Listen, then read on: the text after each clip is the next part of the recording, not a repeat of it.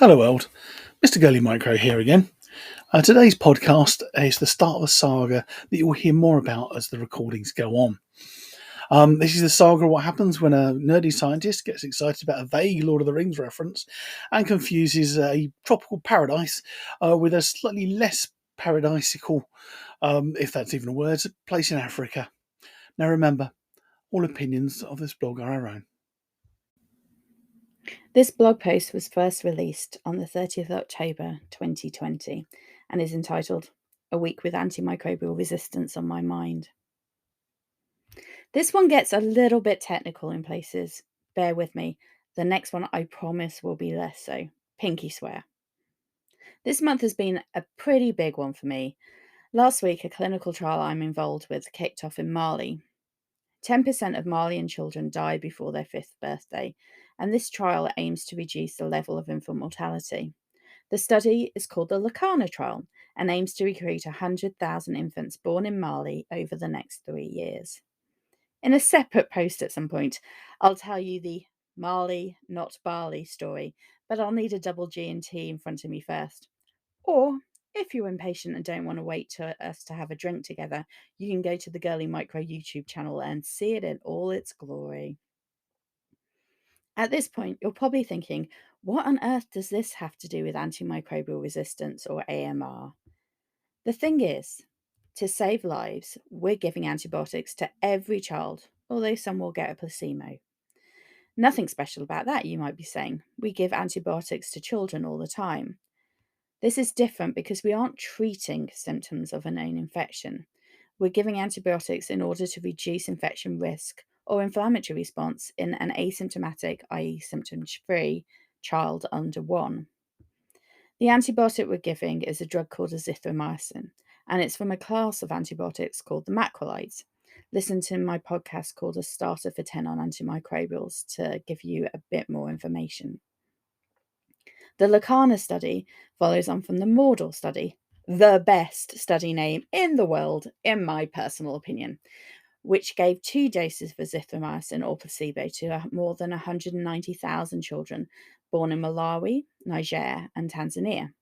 The difference between that study and ours, apart from the fact that their name is really, really cool, is they also always gave 2 doses and the infants recruited were up to 59 months. Mortality in the Mordor study was 13.5% lower overall in communities receiving azithromycin versus those that were given the placebo. Again, if you go to my actual blog post, there'll be a paper link and you can read even more about this brilliant study in detail. Interestingly, there were differences in the survival decrease by both country and by age group, with the highest mortality reduction seen in Niger. The greatest effects were seen in the 1 to 5 month age group, which is why the 1 under 1s were selected for our study, the Lacana study. To decide how many doses of azithromycin are needed to reduce infant mortality, the Lacana study will therefore gather evidence to answer 3 specific research questions. 1. Does biannual azithromycin MDA, mass dosing of azithromycin, to 1 to 11-month-old infants reduce their mortality? 2. Does quarterly azithromycin MDA to the 1 to 11-month-old infants reduce their mortality? And 3. Does quarterly azithromycin MDA result in a greater reduction in mortality than biannual MDA? Again, what has this got to do with antimicrobial resistance? Well, the AMR component of the study is the part that is being led by UCL and the Institute of Child Health, and so is sitting with me as a co-applicant. As we're giving antibiotics to children and not treating a specific infection, it's really important to understand whether this will impact on the level of antimicrobial resistant bacteria detected in them, their families, and their communities. So the questions that we're looking to answer, and that, to be honest, are still currently running around my brain, are the below. It's quite a long list, so bear with me. 1. If we do detect antimicrobial resistance, is it stable? So is it maintained for a long time? 2. Does detectable resistance return to baseline after a period of weeks? Or is it a permanent shift in the colonizing bacteria?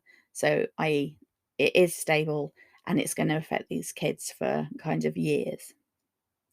3. Does any resistance detected make a difference to clinical treatment options? So, macrolide resistance is usually due to accumulation of single nucleotide changes, so single changes in the DNA code. That doesn't necessarily mean the antibiotic will stop working. It's really important to know, however, because we use macrolides to treat clinical infections. So if you're penicillin allergic like me, you'll get given a macrolide instead of penicillin to treat really minor infections like sore throats, but also severe infections.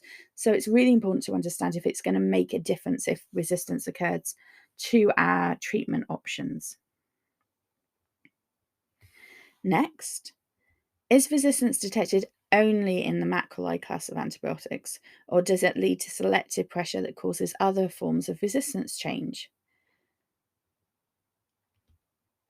Finally, not AMR related, but really fascinating to me, how does azithromycin work? What is the mechanism? You would have thought that this is well understood, but despite being available and used for decades, how it actually works as an anti inflammatory is not really understood at all. So, is the reduction in mortality we're seeing because of its use as an antibiotic or because of this anti inflammatory action? Could it be secondary, for instance, to the anti inflammatory action that is saving them post complications from malaria? So much that we don't know. What is incredibly important when doing this kind of work is that the first priority is to maintain the safety of the participants. So, to this end, we're working closely with the World Health Organization, who have recommended consideration of azithromycin and MDA to under 1-year-old infants in countries with high childhood mortality.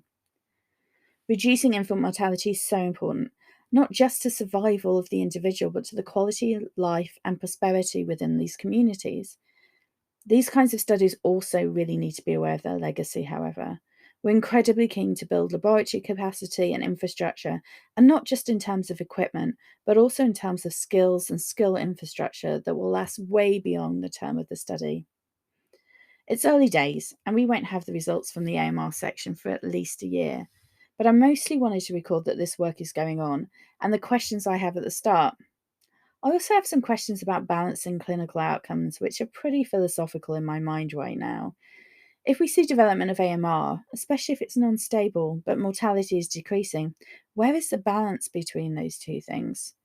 How do you perform the risk assessment for the individual about short term versus long term outcomes? These thoughts convince me that this study is just the next step on a journey and that, as always, we have a long way to go. All opinions on this blog are my own.